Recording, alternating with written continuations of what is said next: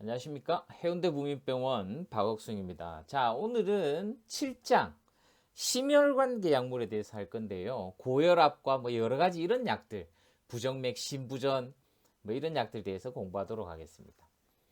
자, 지난 시간에 했던 감염 원리, 병인과 숙주, 환경의 영향 뭐 이런 것들 한번 보시면 되고, 항균제, 소위 말하는 항생제는 세포벽을 합성을 억제한다. 베타락탐, 뭐 링이 있다 해서 뭐 페니실린, 세팔로스포린, 뭐 카비메펜, 이미페넨, 벤코마이신, 뎁토마이신 이런 것들. 단백질 합성하는 거 있었죠. 30S, 50S에서 뭐 미스리딩이 된다 어쩐다.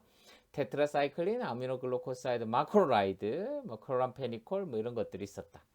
그리고 이제 대사 억제하는 거 있었죠. 폴릭액시드 관련된 술포닐, 뭐 술포나마이드 뭐 이런 것들. 그리고 이제 네 번째로는 핵산 관련된 거, 뭐 키놀론 같은 거 있었죠. DNA 관련된 거. 그리고 이제 결핵균이나 이런 것들, 암포테리신, 뭐 아이소니아자이드, 뭐 이런 여러 가지 약제들에 대해서 어디에 작용하는지 뭐 이런 얘기들 했었습니다. 결핵 같은 거는 2헤르츠 4아워 이 정도는 알고 있어야 된댔죠. 2헤르츠는 2달 동안 아이소니아자이드, 아이소나야지드, 뭐 그거, 에탄부톨, 리팜핀, 피라지나마이드 요렇게를 써야 되고, 넉 달 동안은 요 두 개 에탄부톨하고 리팜핀 빼고 2달 동안 지속한다. 넉 달 동안 지속한다. 그 대신에 뭐 3이 하나 더 붙어 있으면 주 3회 정도 쓴다. 뭐 이렇게 이해하시면 된댔죠. 그 다음에 바이러스, 헤파타이티스 B 바이러스 같은 건 뭐 인터페론, 라미부딘 이런 얘기 했었고, C도 언급만 조금 했었죠. 그리고 HIV 바이러스 치료제의 기전들하고 약제들 간단하게 확인했었고, 캔서 같은 경우에는 이 조직폭력배라고 했잖아요. 그죠? 그래서 그 중간중간에 뭐 항대사물, MTX나 뭐 5FU, gem시트, gem자 뭐 이런 치료 약제들, 그리고 뭐 블레오마이신 안티도 있었고 파크리탁셀 이런 얘기, 미세소간 억제한다 뭐 이런 얘기들이 있었죠. 그다음에 알킬 화제, 그리고 백금, 시스플란 이런 얘기들, 뭐 여러 가지 이런 항생제와 항암제에 대해서 했었습니다. 자, 이번 시간도 4개로 이렇게 쪼개서 할 건데, 첫 번째 시간에는 혈압의 전체적인 개요와 고혈압의 맥락만 일단 잡고, 두 번째 시간에 고혈압 치료제, 심부전 치료제, 세 번째 협심증, 심근경색, 그리고 마지막에 부정맥 치료제 하고 똘똘마리로 해치우도록 그렇게 하겠습니다.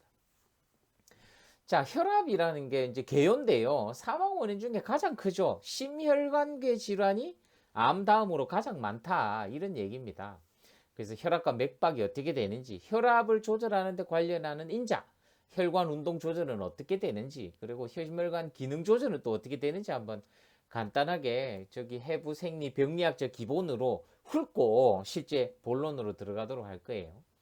자, 카디악 아웃풋이라고 하는 거는 하트레이트하고 스트로크 볼륨하고, 그렇죠? 그래서 카디악 아웃풋 하트레이트 곱하기 스트로크 볼륨. 하트레이트는 1분에 70회, 스트로크 볼륨은 한 번 짤 때 나오는 양이죠. 약 70ml 정도 보시면 4,900, 그러니까 1분에 약 5리터 정도가 심장에서 짜라낸다. 그래서 우리 몸무게 기준으로 보면 보통 5리터, 그죠? 그 정도 생각해 보면, 혈액량을 생각해 보면 심장은 한 번에 70ml, 1분에 5리터 정도. 그러니까 휴식 상태에서 뭐 혈액량이 6에서 8% 치면 한 70kg 정도 되면 한 5리터 정도 되거든요. 그래서 1분 지나면 모든 혈액이 몸을 한 바퀴 돈다. 이런 개념을 조금 갖고 있으면 됩니다. 자, 그리고 혈압하고 여러 가지 이런 얘기 할 건데요. 혈압은 사실은 120이라고 80이라고 하는데, 정맥의 혈압이 아니라 우리가 일반적으로 하는 혈압은 동맥에 걸려 있는 압력이죠. 그래서 그게 조금 정확하게 알고 있으셔야 됩니다. 동맥에, 그러니까 시스톨릭이라고 해서 120, 그다음 확장기 다이스톨릭이라 해서 80이라고 하지만 확장기라도 압력은 걸려 있다는 거죠. 그래서 동맥의 압력을 우리는 혈압이라고 한다. 개념 한번 더 잡고 가시면 되고, 우리나라 같은 경우에는 고혈압이라고 하이퍼텐전하고 진단을 때리려면 140은 넘어가야 되죠. 뭐 130에서 140까지는 뭐 고혈압 전 단계 뭐 이래 갖고 또 말 붙여 갖고 하기도 하는데, 외국은 요즘에 굉장히 좀 그 고혈압 그 시스톨릭 굉장히 타이트하게 합니다. 근데 우리나라는 아직은 뭐 140 정도로 보고 있죠. 자, 이렇게 되어 있습니다. 이게 이제 120에 80의 동맥 압력이라는 거죠. 수축기압이 되고 확장기압이 되겠죠. 동맥 압력이라고 보시면 됩니다. 세동맥은 점점 떨어졌다가 모세혈관, 정맥, 우심방은 굉장히 압력이 낮다. 이 스트로크 볼륨 조절은 여기 보시면 심실의 확장기 말 부피, 그러니까 엔드 다이스톨릭 볼륨이 크면 클수록 이 스트로크 볼륨이 올라간다는 거죠. 그 뒤에 얘기하겠지만 결국은 박출량, 팍 짜라주는 양은 많이 들어오면 이거 많이 짜게 돼 있어요.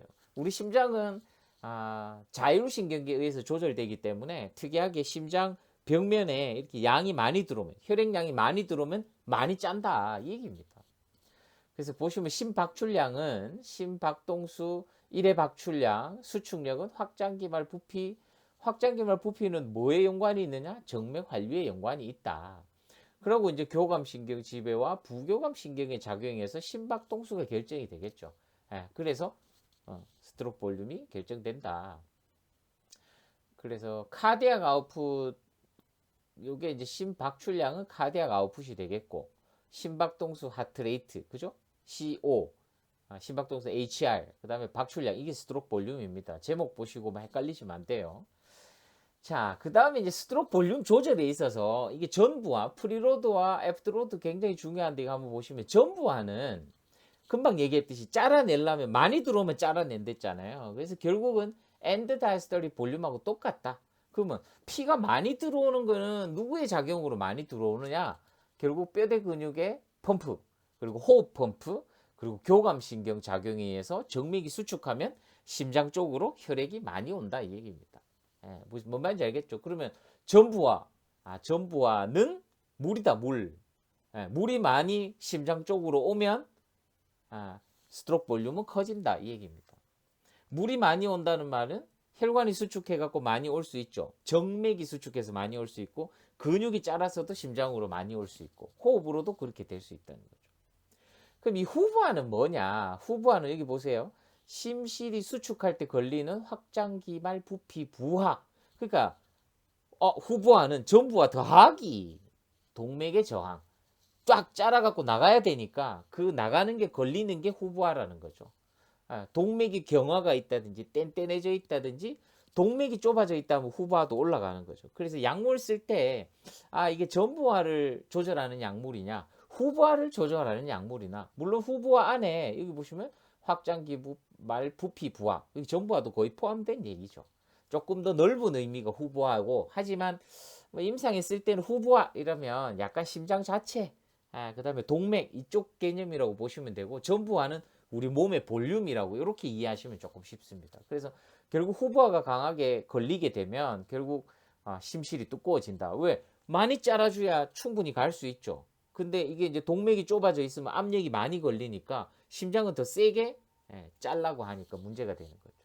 운동 많이 하면 심장 근육이 늘어나듯이 심장도 똑같습니다. 그리고 이제 이 후부하를 간접적으로 표시하는 게 이렉션 프랙션이라고 하는 게 있거든요. 이젝션 프랙션, 박출 계수라고 하는데 이게 이제 여기 보시면 뭐 엔드 다이스톨릭 볼륨 퍼센트 이런 거를 갖고 만들어내는데 보통 계수가 한 52%. 그래서 뭐 박출 계수 74%까지. 그러니까 한 50 넘어가면 정상이고 35% 이하 떨어지면 이제 하트 펠려. 우리가 이제 뒤쪽에 배우게 될 심부전이다. 이런 얘기를 합니다. 그래서 결국 스트로크 볼륨, 그리고 후부하고 관련된 내용이라는 거죠. 스트로크 볼륨이 아니라 후부하고. 자, 그 다음에 맥박은 심박 뛰는 겁니다. 이게 이제 혈관에서 느껴지는 박동이죠. 근데 결국은 뭐 심박동이나 맥박이나 같은 의미로 그렇게 쓰고 있다. 이 얘기입니다. 이게 하트레이트를 어떻게 조절하느냐. 자율신경계의 교감과 부교감으로 조절한다. 그래서 교감신경 같은 경우에는 베타1 아드레날린 수용체. 이거 뭐 전에 언뜻 해보면 큰아버지, 알파1, 작은아버지는 관심이 없었죠. 약간 억제하는 거. 그다음에 큰오빠가 좀 강성이었죠. 그리고 작은 오빠도 전혀 관심 없이 숨 쉬는 것만 연관 있고 베타3 같은 경우에는 방광이나 이런 쪽에 리셉터에 따라 갖고 이 교감신경이 항진되면 여기 보시면 심박동수가 증가한다. 수축력도 증가한다. 전도 속도도 빠르게 한다. 근데 부교감 신경이 되면 이게 이제 아세틸콜린하고 관련된 무스카린 수용체 계열이기 때문에 이것도 뭐 칼슘 유입을 감소시켜 갖고 결국 심박동수를 감소시킨다. 전도 속도도 지연시킨다. 수축력하고는 조금 차이가 있죠. 부교감 신경은 별로 관계가 없다라고 요리 이해하고 있으시면 됩니다.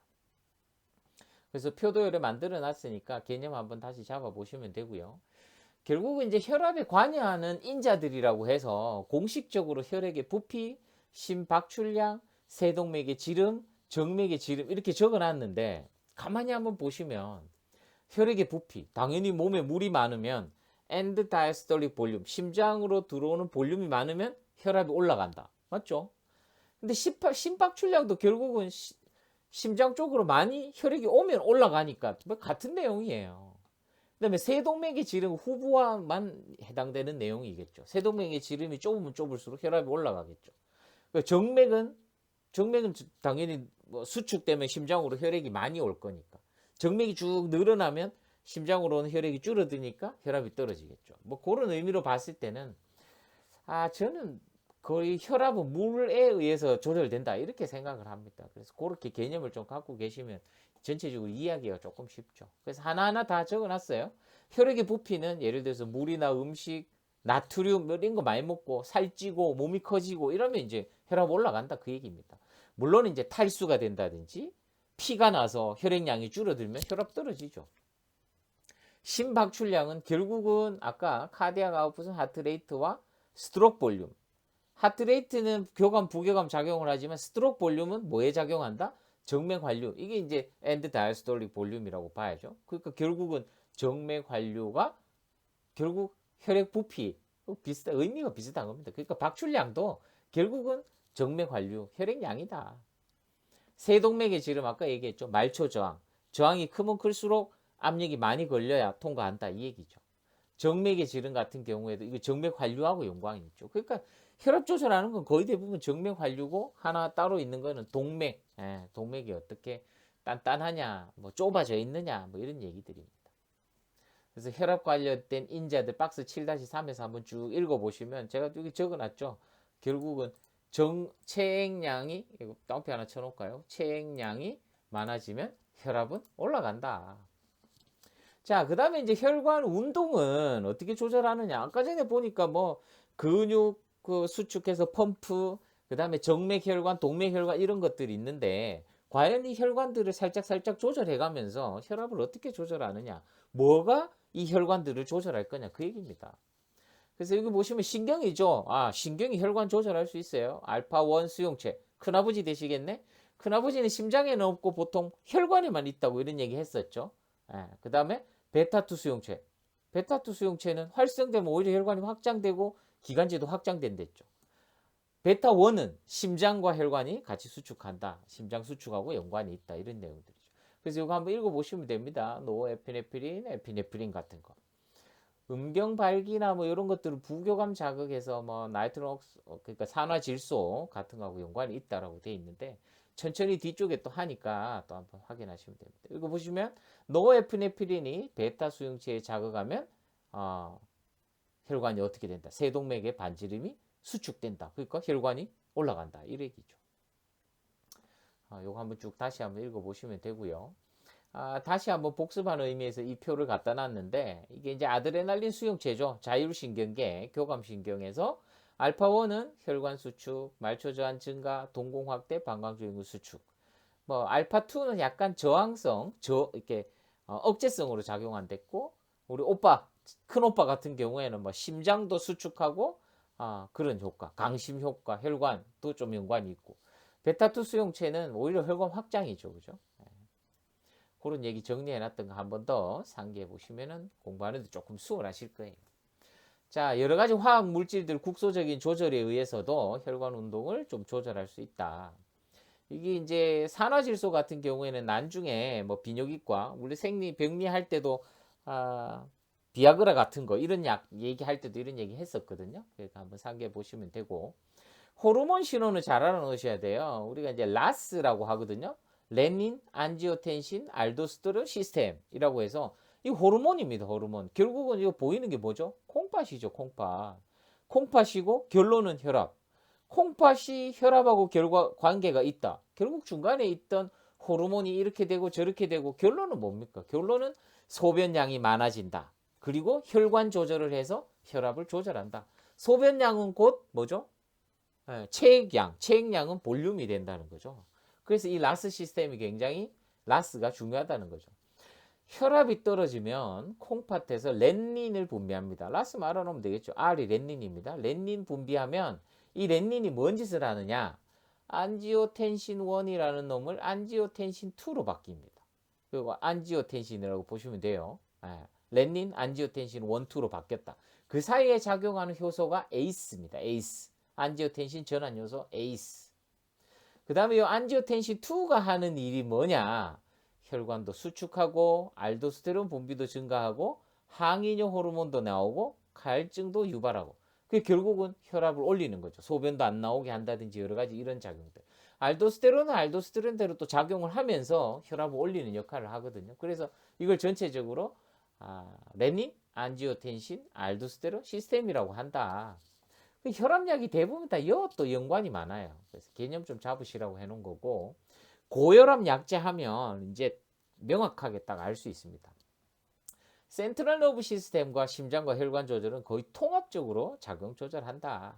압력 수용기도 있죠. 목동맥과 대동맥 압력 수용기가 있어갖고 혈압을 또 조절할 수 있다.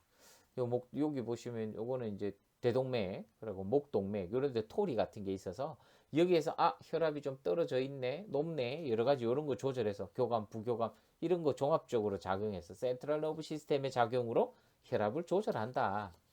그래서 혈압 조절할 때는 약으로 한다면 이런 거 조절하는 것들이 다 약으로 될 수 있겠네. 그죠? 그리고 이제 들어간 게 이뇨제, 소변 많이 나오도록 한 이뇨제, 그리고 금방 요 앞에서 했던 나스, 거기에 관련된 약제. 그 다음에 뭐 심장 관련된 약제. 여러 가지 이런 포인트가 있다는 거죠. 거기에 작용하는. 그래서 그런 것들을 고혈압 치료제로 쓴다. 여기 이제 치료제에서 이제 고혈압 치료제 앞에 서론만 조금 하고 첫 시간 끝낼 건데요. 고혈압은 거의 90%가 이제 본태성, 이거 원인을 잘 모른다는 거죠. 그리고 가족력, 뭐 나이 여러 가지 이런 환경적인 원인도 될 수가 있다. 그래서 이 고혈압은 관리 지침이 있고요. 여기 대표적으로 적어놨는 그냥 한번 보면 이뇨제가 있습니다. 이뇨제. 그리고 라스, 아까 전에 콩팥하고 렌닌, 안지오텐신, 알도스테론 시스템, 칼슘 채널 블로커 끊고 이것도 짝대기 하나 넣어놔야 되겠다.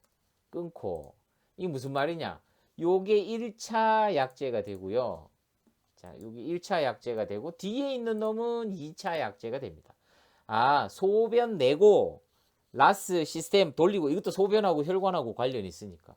그리고 칼슘 채널 블로커 정도 쓰면 이거는 1차적으로 하는 거고 교감신경 작용제, 혈관확증제 이건 논 놈이죠. 큰아버지, 오빠, 그 다음에 이제 혈관을 늘어뜨리는 이런 것들. 이런 것들이 2차 약제가 된다는 겁니다. 자, 그런데 이런 약제들을 쓰기 전에 고혈압이 있을 때는 비약물적 관리가 굉장히 중요하겠죠. 이게 병원에서 항상 티칭을 이래 하는 거죠. 여기 보시면 알코올과 나트륨 섭취를 제한한다. 물이 많아지는 것을 제한한다. 포화지방산과 콜레스테롤 섭취를 줄이고 신선한 과일 채소를 증가한다. 살찌지 말라는 거죠, 결국. 금연과 유산소 실체 활동 증가한다. 이것도 살찌지 말라는 거죠. 스트레스를 줄이고 최적의 체력을 유지한다. 이거 살찌지 말라는 거예요. 결국은 적게 먹고 많이 뛰어라. 몸의 체액량을 줄여라. 혈관은 정해져 있는 혈압을 감당할 수 있는 파이프라인이죠. 근데 이게 이제 물량이 많아지면 많이 보내야 되잖아요. 심장 쪽으로 물이 많이 들어오면 스트로크 볼륨이 세지니까 결국 물량을 줄인다. 살을 빼라 이 얘기입니다. 그렇게 해야 고혈압이 안 생긴다. 근데 혈압이 생기면 어떤 문제까지 이루어지죠? 내피세포가 손상을 당하죠. 왜? 피는 맑은 국물만 있는 게 아니라 건더기가 있잖아요. 적혈구도 있고 뭐 백혈구도 있고 혈소판도 있고 이거 다 건더기거든요. 이런 것들이 압력으로 팍 짜라주면 벽에 부딪히면서 손상을 준다는 거죠. 거기에다가 콜레스테롤이 많다든가 여러 가지 이런 문제가 있으면 회복 단계에서 병리적으로 회복되는 단계에서 점점 좁아지게 되고 이게 좁아지는 게 막히게 되면 네크로시스가 되는 거죠. 이게 심장에 막히면 심근경색, 머리 쪽 막히면 뇌경색.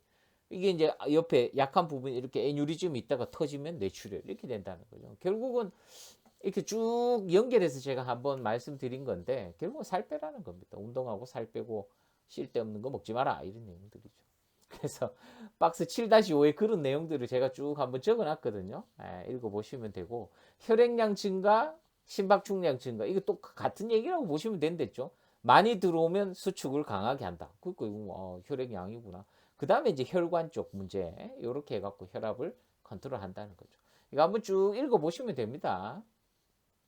자, 그리고 아까 전에 처음에 시작할 때 제가 말씀드렸죠. 1차 약물, 이뇨제, 그 다음에 ACE 이니비터, ARB라고 하거든요. 안지오텐신 투 리셉터 안티젠, 안타고니스트. 그리고 요거 한 통 속으로 라스 관련된 약물. 그다음 칼슘 채널 블로커. 요렇게가 1차 약물이고, A 물 빼자.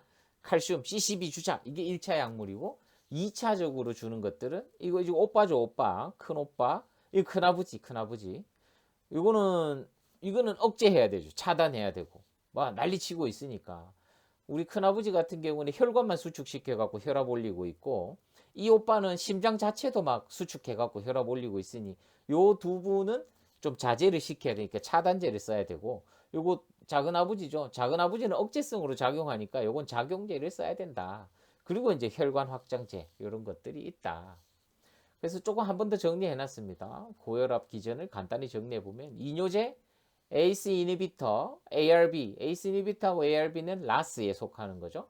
CCB, 칼슘 채널 블로커 이런 것들이 1차. 2차는 렌닌 이니비터는 빼버리고 보면 알파1 블로커, 베타 블로커, 그다음에 알파2는 작용제. 그죠? 그리고 혈관 확장제가 있다. 이렇게 한번 정리해 놓으시면 될 것 같고, 요 뒷시간에 이제 실제 고혈압 치료제, 요 이뇨제 하나하나, ACE 이니비터, ARB 하나하나 특징하고 이런 것들 하도록 하겠습니다. 여기까지 하겠습니다.